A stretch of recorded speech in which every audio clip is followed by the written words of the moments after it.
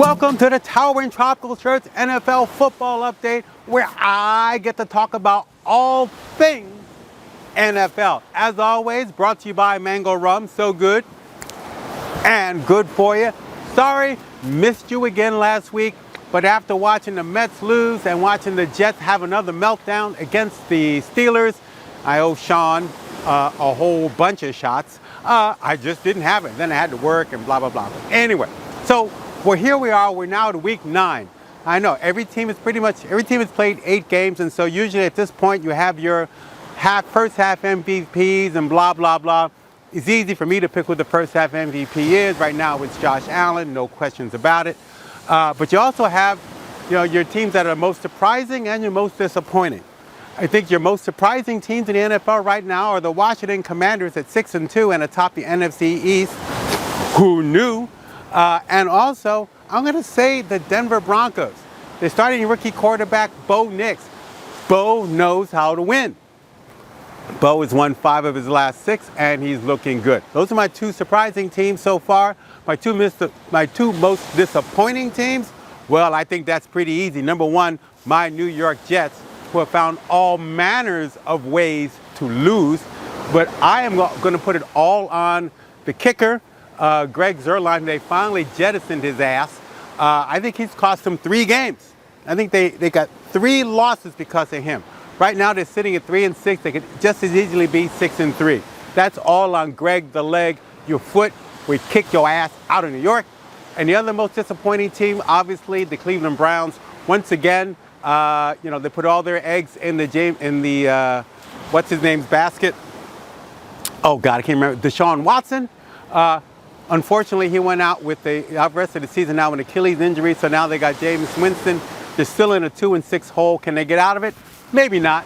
But one thing about Jameis Winston, he is exciting. You don't know where he's going to throw for 300 yards and 5 touchdowns or 300 yards and 5 interceptions. Don't matter. He's out there chucking the ball. So anyway, let's move on to week 9. Got a lot of intriguing matchups. We're going to start off with the NFC North in a battle of first place teams. The NFC North is the only division I think has got all 4 teams with 500 or better records. So we're going to go up to Green Bay. We're going to see the Lions going to Green Bay and take on the Packers. I know, right? Right now the Lions are 6-1 and they are scoring points. I think they're averaging like 40 points a game the last 3 games. Meanwhile, the Packers, Jordan Love got a groin injury.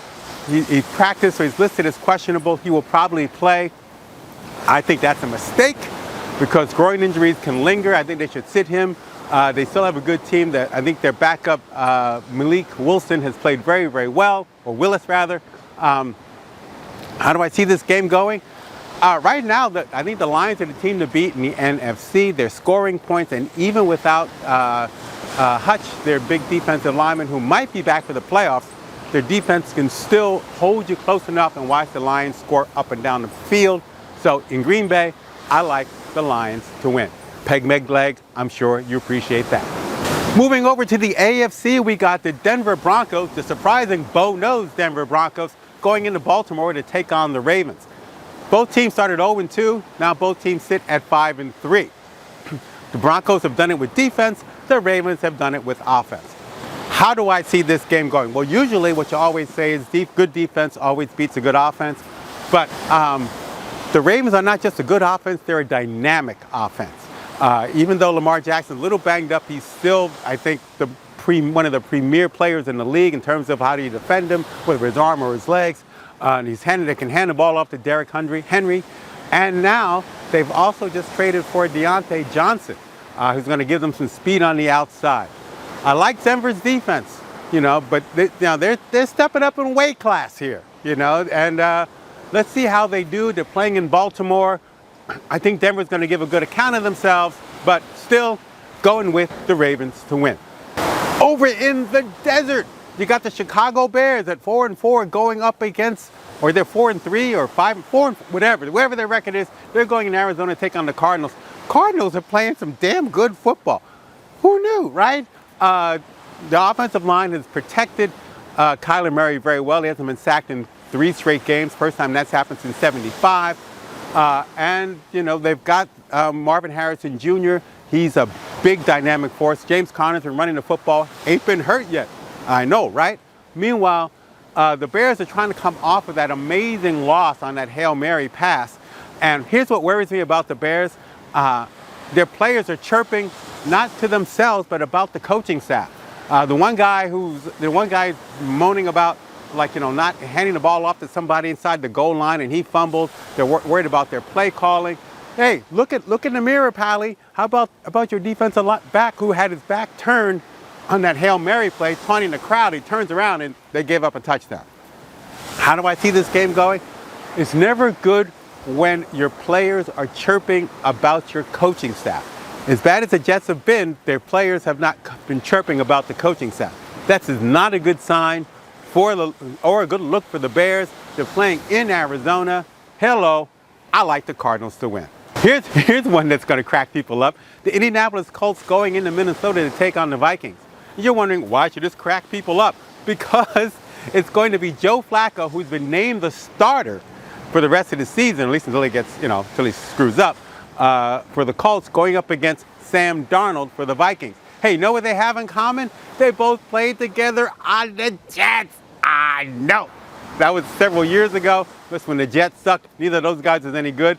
Now, well, look at Sam Darnold. He's having a revival of his career. The Packers are right near the top of the NFC East, of the NFC North. Meanwhile, the Colts at 4-4, they're still in the thick of it. Not because of Anthony Richardson, but because of Joe Flacco. Yes, that's right, Joe Flacco. How do I see this game going? You know what? I used to always think that the Vikings weren't going to be good enough. Apparently, they are. Who knew? Therefore, I like the Vikings to win. They're going to find a way. Sorry, Colts fans. Sorry, Joe Flacco. But I like the Vikings to protect home court and win at home. And finally, it's the Dolphins going up against the Bills. Now, why is this a big game? I mean, the Bills have a 4-game lead in the AFC East, but the Dolphins get Tua back. Now, who knew that, like, at this point in the season, you can never predict injuries, but who knew the Bills are going to look this good? They're playing in Buffalo, which is a big bonus for them because, the Bills Mafia. And the Dolphins are trying to get on track. Having Tua back is going to help them offensively, not just for the running game, but for the passing game as well. He really gets rid of the ball quickly. The Bills get Von Miller back after a 4-game suspension. How do I see this game going? As much as I would think that the Dolphins are going to give them a game, I don't think they are. I think right now the Bills are riding high. And so I think the Bills will maintain their 4-game lead in the AFC East, and they will beat the Dolphins. I made no picks last week, but my Week 7 picks did not do too well, went 2-3, but still gives me an overall record of 16-12, still good for a 60% winning percentage. So, everybody enjoy the games, have fun. Hey, North Shore, remember, Monday night we're going to be at Sylvie's for Beer of Fortune. Manners is making pizza. Hope to see you there. And also, hey, Virgin Islanders, if you're watching this, remember, everybody in the States turned their clocks back an hour. You've got an extra hour. The games aren't going to start until 2. The 1 o'clock games will now start at 2. 4s will start at 5. And of course, Monday Night Football is now going to start at 9:15, effectively making it impossible for me to watch more than maybe 1/4 of Monday Night Football. God, I hate it when they do that. Anyway, have fun, everybody. Enjoy the games.